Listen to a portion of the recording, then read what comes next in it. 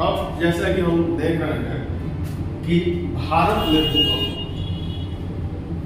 में भूकंप कहाँ आता है, कितना आता है, किस तीव्रता आता है, इसकी भी जानकारी क्या है आवश्यक है।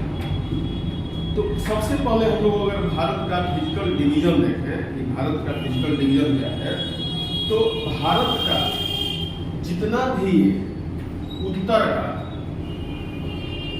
जितना भी है, ये पूरा आपका नेपाल हो गया, नेपाल, जितने भी भारत के ये उत्तर के हिमालय से जुड़े हुए सारे सेक्शन हैं, जो पहाड़ियां हैं, जो पूर्वोत्तर रेंज है, ये किस क्षेत्र में आते हैं? हिमालय क्षेत्र में। और इस भाग को देखा जाए तो ये हो गया हमारा पश्चिमी तटीय मैदान और ये होगा पूर्वी।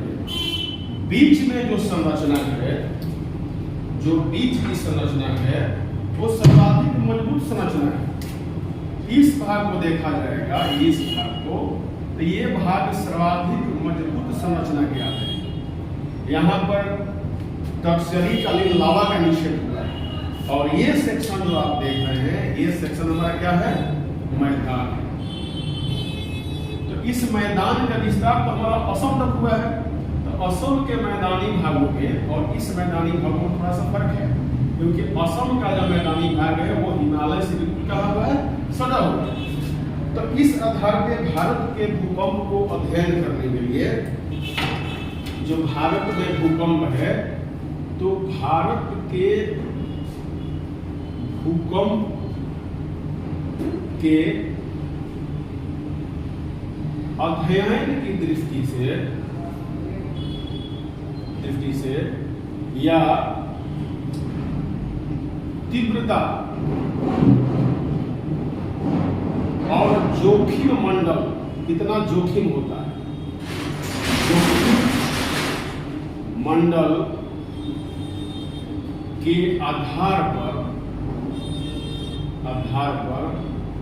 इसे 5 जोन में बांटा गया है। 5 जोन बनाया गया।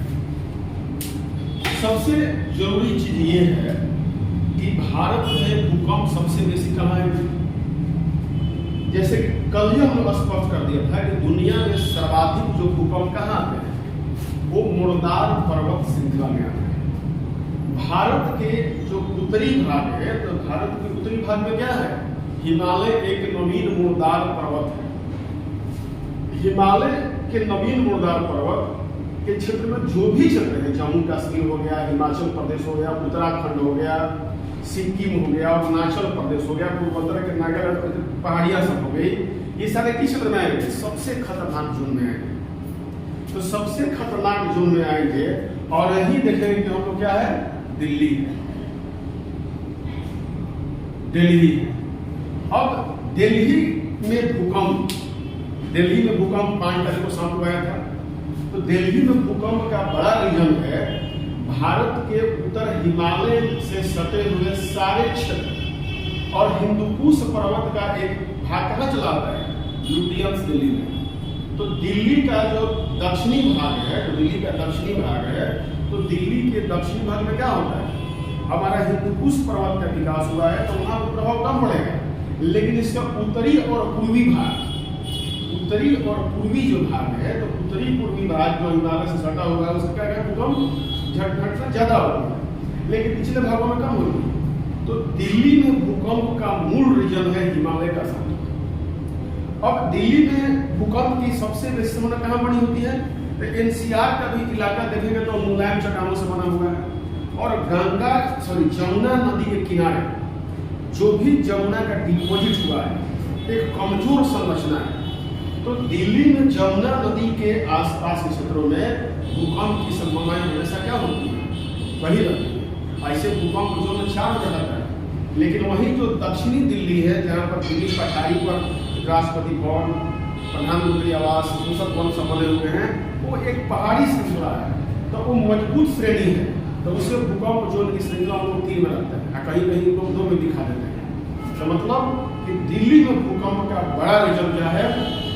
इसका उत्तरी भाग हिमालय के हिंदुकुश पर्वत से क्या होना, सटा होना, और यमुना नदी का पाया जाना। और यमुना का क्या होता है, डिपोजिट। जमुना का डिपोजिट एक रेत जैसा है, जैसे एक रेत का टोकरी ले लीजिए और उसमें एक लकड़ी डाल दीजिए और उसमें पानी डाल उसको सेक कीजिए तो लकड़ी क्या होगा, नीचे गिर जाएगा। मतलब कि जमुना नदी का जो बालू है और जो डिपोजिट है, जब उसको सेक करते हैं तो पूरा मिट्टी में जल और थल मिल जाता है, और वहां पर क्या होता है कि कोई भी जो बिल्डिंग सलामत नहीं रह पाए। इसीलिए इन क्षेत्रों में, जमुना क्षेत्रों में बड़े बड़े अपार्टमेंट्स बनाने की अनुमति नहीं है। तो दिल्ली का भूकंप से जुड़ा है किससे, भारत के भूकंप जोन 5 से, अर्थात हिमालय जुड़ा हुआ है। लेकिन यहाँ भूकंप जमुना क्षेत्र में 4 तीव्रता वाले और नीचे वाले भागों में 3 तीव्रता वाले भूकंप आते हैं। अब रह गई बिहार की बात। तो आपको पता है कि बिहार कहाँ है। तो बिहार जब इस सेक्टर में है तो बिहार का जो उत्तरी भाग है वो 5 में आता है और निचला भाग किसमें आता है, 4 में। पटना जो है वो गंगा नदी के दक्षिणी तट पर स्थित है। तो पटना में जो भूकंप जोन रखा गया है वो 4 में रखा गया है। मतलब बिहार का उत्तरी भाग जो शिवालिक से लगा हुआ है वो भूकंप जोन 5 में आता है, मैंने खतरनाक जोन में आता है। ये सभी 5 जोन में है, सब भूकंप जोन 5 है। नेपाल भी 5 में आता है। ये सब भूकंप जोन 5 है, 5 है, ये सारे 5 में। क्यों आते हैं 5 में, क्योंकि और थोड़ा सा इस भाग में, थोड़ा सा हम लोग पंजाब के क्षेत्र में जाएंगे, ये भी 5 में ही आता है, क्योंकि ये सब इससे लगे हुए थे। जम्मू कश्मीर किसमें आता है, सब 5 में आता है। तब इसको हम एक चैप्टर से देख लें। इन भूकंपों को हम लोग तीव्रता के आधार पर बांटते हैं, भारत भूकंपों को जोन के आधार पर बांटते हैं। तो ये जोन 5 कहाँ पर है और कौन कौन राज्य इससे संबंधित हैं, ये हम लोग को जानना होगा, क्योंकि सवाल इससे पूछे जाते हैं और इसका सटीक हल होना चाहिए। सबसे बड़ी बात है कि भूकंप जोन 1 इसको कहते हैं न्यून, जोन 1 ये न्यून जोखिम क्षेत्र है। क्या है, न्यून जोखिम क्षेत्र। यहाँ जोखिम नहीं के बराबर आता है, तो भूकंप जोन 1 हो गया। इसमें क्या आएगा, इसमें जो भूकंप की तीव्रता होगी वो वैसे लोग अनुभव कर लेंगे कि जो पेट के बल बैठे हो या लेटे हुए हो या दिलकारी जीव हो या गाय भैंस जो पेट के बल बैठते हैं, ऐसे ही जीव कर सकते हैं। माने यहाँ भूकंप की तीव्रता 5 या 4 से क्या होती है, कम होती है। यहाँ नुकसान नहीं के बराबर होता है। अब भूकंप जोन 1 भारत के इस मैप पर कहाँ देखेंगे, भूकंप जोन 1 भारत के इस मैप पर कहाँ होगा। तो भारत की इस मैप पर देखा जाए तो ये जो सारा जो क्षेत्र क्या है, प्रायद्वीपीय पठार, और प्रायद्वीपीय पठार बेसाल्टिक रचना से बनी हुई है। और टर्शियरी काल में लावा का जो निक्षेप हुआ है, इसका बहुत बड़ा प्रभाव हुआ है। तो जब लावा का प्रवाह होगा, टर्शियरी निक्षेप हुआ और बेसाल्ट एक एग्नियस रॉक से, तो ऑटोमेटिक वो संरचना क्या हो जाएगा, मजबूत हो जाएगा। तो भारत के वे क्षेत्र जो सबसे अधिक मजबूती से बने हो वो भूकंप जोन 1, मतलब यहाँ खतरा क्या है, नहीं के बराबर है। और यहाँ कुल भूकंप का भारत के कुल भूकंप का मात्र 5% ही आता है। कितना आता है, 5% ही आता है। मतलब यहाँ भूकंप आते भी है तो क्या होता है, अधिक ताकतवर चट्टान पर स्थित है, इसमें पता ही नहीं चल पाता है। मजबूत संरचना, जैसे घर दीवार बनाए जाते हैं तो कैसे बनाए जाते हैं, मजबूत बनाए जाते हैं, भूकंप रोधी बनाए जाते हैं, कंक्रीट का और इस्पात का घर बनाते हैं। तो मतलब कि यहाँ कंक्रीट ऑटोमेटिक है। और बाबा बुदन की पहाड़ी को तो सब कुछ जानता है, जो वहाँ पर आयरन कोर पाए जाते हैं। तो जब आयरन कोर होगा, मजबूत संरचना होगी, तो ऑटोमेटिक वहाँ का कंक्रीट और इस्पात लगे हुए हैं, तो वहाँ हिल नहीं सकता। तो सबसे कम जोखिम वाले क्षेत्रों में आते हैं।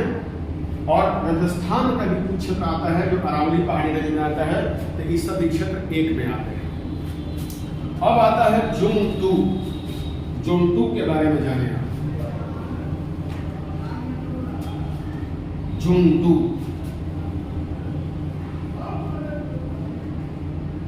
जोन 2 क्या है, जोन 2 में जो भूकंप आती है इसकी तीव्रता होती है 6 से कम। तीव्रता कितनी होगी? 6 से कम होगा।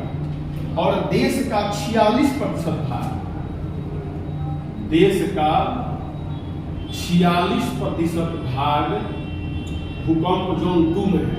देश का भाग जोन 2 में अवस्थित है।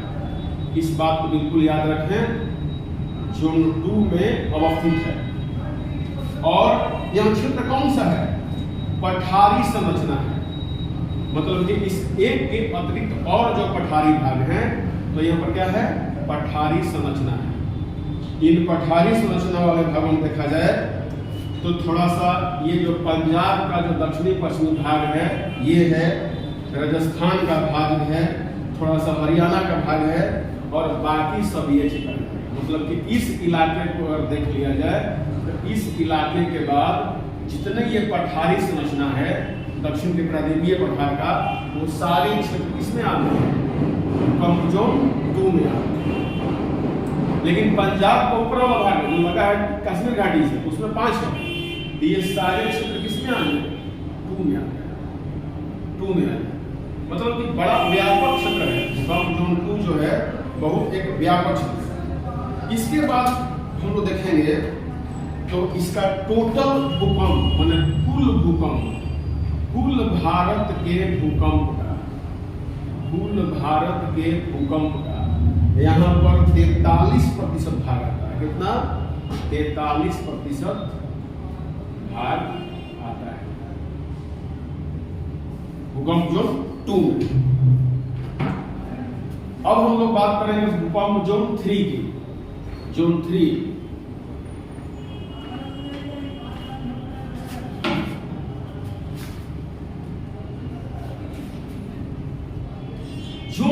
जो है वो क्या है?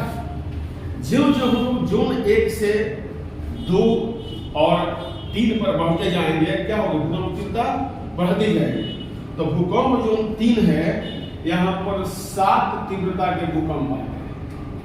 तीव्रता के भूकंप आते हैं, अर्थात 7 तीव्रता के भूकंप क्या होते हैं? खतरनाक होती है। यह मध्यम जोखिम का होता है, और मध्यम हमेशा खराब होता है। संभावना बनने में कुछ होगा नहीं, बहुत कुछ हो जाएगा। तो मध्यम जोखिम के क्षेत्र में कितना आता है? भूकंप जोन 3 आता है। इसके क्षेत्र में कौन कौन भारत के राज्य आएंगे? तो देखिए इसमें क्या क्या है। आपका आएगा गोवा, केरल, यूपी। यूपी कौन भाग? यूपी का निचला भाग। असम, वेस्ट बंगाल, पंजाब का भी कुछ नीचे ये भाग जो फटा हुआ है। पंजाब के कुछ भाग, हरियाणा में क्षेत्र रहेगा, राजस्थान का ये भाग, राजस्थान का नीचे वाला भाग जो मैदान होता है,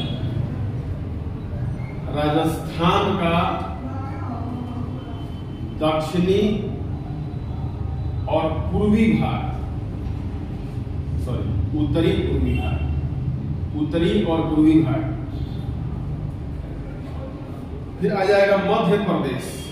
मध्य प्रदेश, बिहार में भी जो बिहार का पठारी संरचना है, जो बिहार का कैमूर रेंज है और बिल्कुल ही दक्षिणी बिहार है, तो वो जोन किसमें आएगा? 3 में आएगा। मतलब कि बिहार में हम नीचे जाएंगे तो बिहार का निचला भाग किसमें आएगा? 3 में आएगा। छत्तीसगढ़ भी, छत्तीसगढ़ के अधिकांश इलाके किसमें आते हैं? 3 में आते हैं। है छत्तीसगढ़ पठारी संरचना, लेकिन इसका मैदानी भाग से लगा हुआ भाग है, जिसमें क्या होगा? वो 3 से आएगा। महाराष्ट्र, महाराष्ट्र का ये भाग पूर्वी उत्तरी भाग, महाराष्ट्र आएगा। फिर आएगा कर्नाटक, तमिलनाडु और उड़ीसा। कर्नाटक, तमिलनाडु एवं उड़ीसा। मतलब कि भूकंप जोन 2 में ही वो क्षेत्र क्या है? समाहित है। मतलब जहां जहां 2 है उसी में जो कमजोर संरचना वाले क्षेत्र होंगे वहां पे क्या आ जाएगा, भूकंप जोन 3 भी रहेगा। भूकंप जोन 3 भी है, तो जोन 3 भी है, मतलब कि पठारी भाग में जहां पर नदियों का निक्षेप हुआ है, जिन नालों से नदियां बहती हैं, उनके किनारे सेडिमेंटों का जमा हुआ है, तो वो तुलनात्मक रूप से क्या होंगे, उतने मजबूत नहीं होंगे। तो जब उतने मजबूत नहीं होंगे तो वहां भूकंप आएगा तो उसका झटका अधिक अनुभव किया जाएगा। ये भूकंप जोन आपका 3 आपने जान लिया। अब 3 के बाद जोखिम और बढ़ता जाएगा, मतलब कि जोन 4 जो होता है वो खतरनाक और अति खतरनाक जोन सिर्फ एक कम है। जोन 4, भूकंप जोन 4 में क्या क्या है, तो इसे हम लोग कहते हैं अति तीव्र। इसकी जो तीव्रता होती है 7 से 8 तीव्रता होती है, और इसे कहते हैं अति तीव्र जोखिम मंडल। जोखिम मंडल मतलब कि जो भूकंप जोन 4 है वहां रिचर स्केल से भूकंप 7 से 8 तीव्रता तक आते रहे हैं, और ये कमजोर संरचना का क्षेत्र है, मतलब कि यहाँ 7 से थोड़ा सा ही बड़ा संरचना, तो ये अधिक क्षति पहुंचा सकते हैं। इसमें क्या क्या आ जाएगा, इसमें आ जाएगा जम्मू एंड कश्मीर, लद्दाख, ये सारे चले जाएंगे, ये चला जाएगा। उसके बाद चला आएगा हिमाचल प्रदेश, हिमाचल प्रदेश का भी इलाका इसमें आएगा, प्लस सिक्किम भी रहेगा। ये सिक्किम भी क्या है, सिक्किम 5 और 4, 5 ऊपरी भागों में, 4 निचली भागों में। तो सिक्किम क्या है, सिक्किम भी इसमें है, क्योंकि 4 और 5 बहुत से कम हो जाएंगे। उत्तराखंड, उत्तराखंड 5 भी आता है, उत्तराखंड। यूपी के उत्तरी भाग, उत्तर प्रदेश के उत्तरी भाग, उत्तरी भाग, गंगा यमुना द्वार, गंगा यमुना द्वार, मतलब गंगा और यमुना नदी के बीच का क्षेत्र हो जाएगा। बिहार, पटना में यहाँ पर पटना भूकंप जोन 4 में आता है, पटना आ जाएगा। और भारत के कुल भूकंप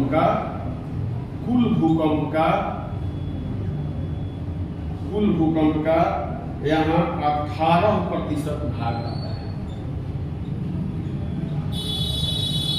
जितने भूकंप, और भूकंप जोन 3 में था, जोन 3 में था भारत के कुल भूकंप का 27%, जोन 3 में 27% था। अब जो सबसे खतरनाक भूकंप, देखिए जो भी 5 वाले क्षेत्र है, तो 5 वाले में ही 4 भी रहेंगे, 4 भी रहेंगे, लेकिन आप समझ सकते हैं कि 4 कैसे रहेगा। 4 इसलिए रहेगा कि जहां पर कमजोर संरचना होगी वहां पे 4 भी आएगा, क्योंकि जो सबसे कमजोर होगा वहां क्या हो जाएगा 5, और जो उससे कमजोर होगा वहां पे 4 हो जाएगा। और दूसरी बात होती है कि सभी क्षेत्र क्या है, आसान है। मैदानी भागों का ऊपरी भाग किसमें चला जाएगा, सब 4 में चला जाएगा, और निचला भाग क्या हो जाएगा 3 हो जाएगा, और सब में 4, 3 और ऊपरी भागों में 5 भूकंप आएगा। इनकी दिक्कत होगी। तटीय भागों में अधिकांशतः 3 होती है, लेकिन गुजरात में हम लोग जाएंगे तो गुजरात का जो किसमें आता है, जो कच्छ क्षेत्र है 5 में आता है, 4 में आता है और 3 में भी आता है। ये सारे सेक्टर 3, 4 से कॉमन होते हैं। अब भूकंप जोन 5 जो मैंने आपको शुरुआत में बताया था, एक बार फिर जानिए।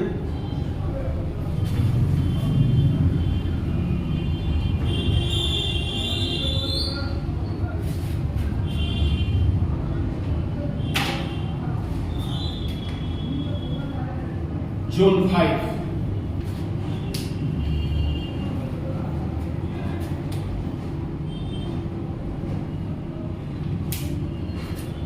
जोन 5 में इसको सर्वाधिक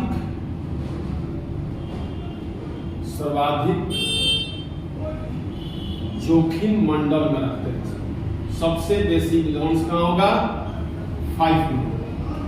और यहाँ जो भूकंप की तीव्रता होती है वो 8 से 9 प्लस मान लीजिए, 10 तो बोलता है प्लस मान लीजिए, 8 से 9 तीव्रता की यहाँ पर भूकंप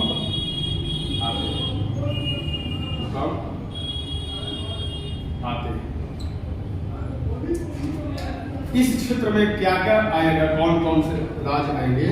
तो पूरा उत्तरी पूर्वी भारत, उत्तरी पूर्वी भारत आप देख रहे हैं 5 4 दोनों लिखा हुआ है, तो उत्तरी पूर्वी भारत इस रेंज में आ जाएगा। उसके बाद जम्मू एंड कश्मीर, लद्दाख जो सबसे कमजोर अपराध है, यहाँ भी हिमाचल प्रदेश यहाँ भी होगा, उत्तराखंड यहाँ भी होगा, उत्तराखंड प्लस कच्छ का रण। उत्तरी बिहार में शिवालिक क्षेत्र, उत्तरी बिहार में शिवालिक क्षेत्र मतलब कि पश्चिमी चंपारण, पूर्वी चंपारण जो भी भाग छटा हुआ है उससे हो जाएगा। और अंडमान एंड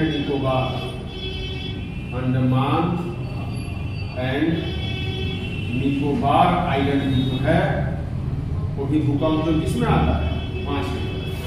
अगर अंडमान निकोबार की हम लोग चर्चा कर ले तो यहाँ पर अंडमान निकोबार भूकंप जो किसमें आएगा? 5 में। तो ये है भूकंप के हमारे क्षेत्र। लक्षद्वीप समूह जो है, लक्षद्वीप समूह है, यहाँ पर भी भूकंप जोन 4 या 5 हिस्से में।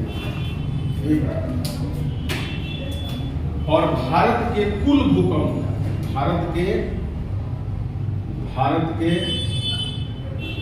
कुल भूकंप का यहाँ 12% भाग पाया जाता है।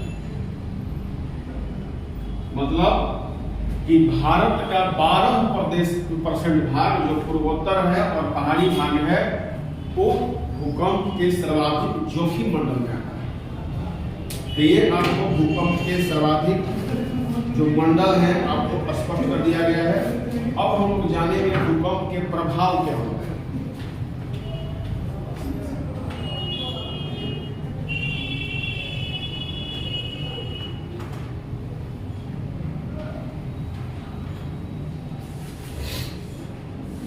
भूकंप आएगा तो सही सी बात है कि भूकंप के प्रभाव ही होगा। ये प्रभाव कैसे होते हैं इसको हम लोग जानते हैं।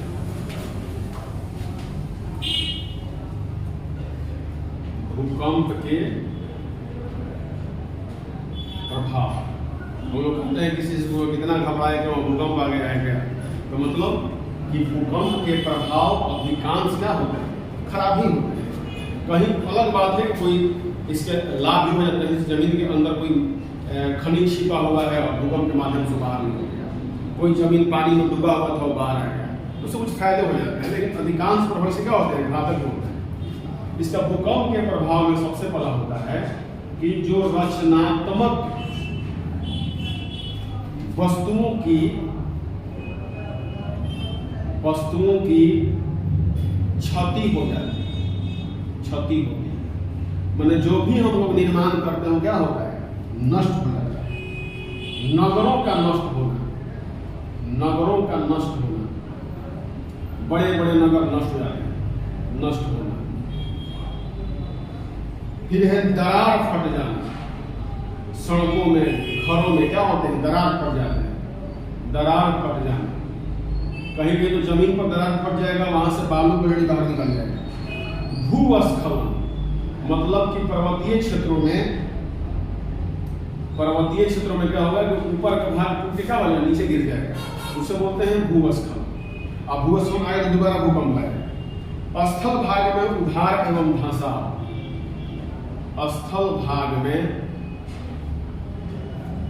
उभार एवं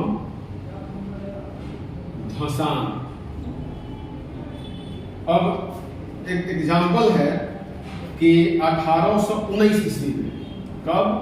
1819 ईस्वी में सिंधु डेल्टा का डेल्टा क्षेत्र का लगभग 4500 4500 वर्ग किलोमीटर भाग क्या हो गया, धंस गया, और वो भाग क्या हो गया, नुकसान हो गया।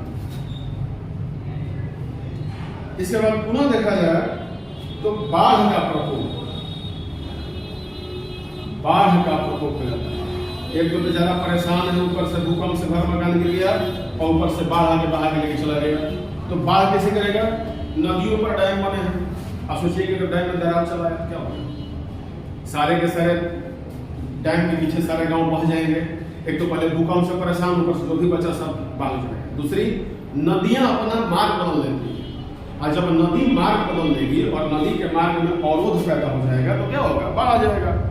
नदी बह रही है और मार्ग में धसान हो गया, उठान हो गया, तो नदी मुड़ जाएगा, नदी में पानी जम कर फैल जाएगा, बाढ़ आ जाएगा। या नदियां मुड़ जाती है, अपना रास्ता बदलती है, तो उन क्षेत्रों में नदी बहेगी जहां पर क्या था, मैदान था, गांव था, तो बाढ़ तो आ नहीं आएगा। ये बड़ी प्रॉब्लम है। और सुनामी की उत्पत्ति एक बड़ा रीजन और है।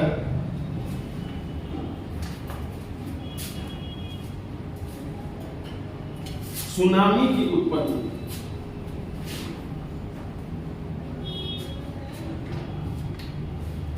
सुनामी की उत्पत्ति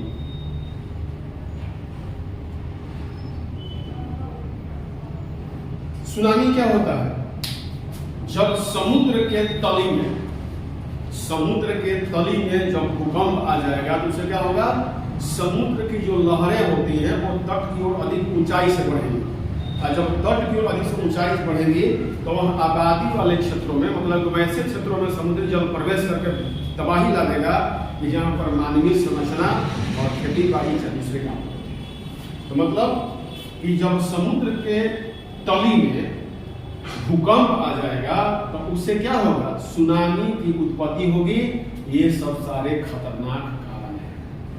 लेकिन 2001 में जब भुज में भूकंप चलाया था तो अरब सागर में एक डूबा हुआ भाग ऊपर निकल गया, जिससे अल्लाह बांध भी कहता है, इससे बहुत लोगों की जान भी बची। तो बाढ़ आ गया था, उससे लोगों की जान भी बची। तो मिला जुला के देखा जाए तो भूकंप आपको पूरी तरह से समझ में आ गया होगा, और आप भूकंप के सारे पहलुओं पर अध्ययन करते हुए आप इसे याद करने का प्रयास करें।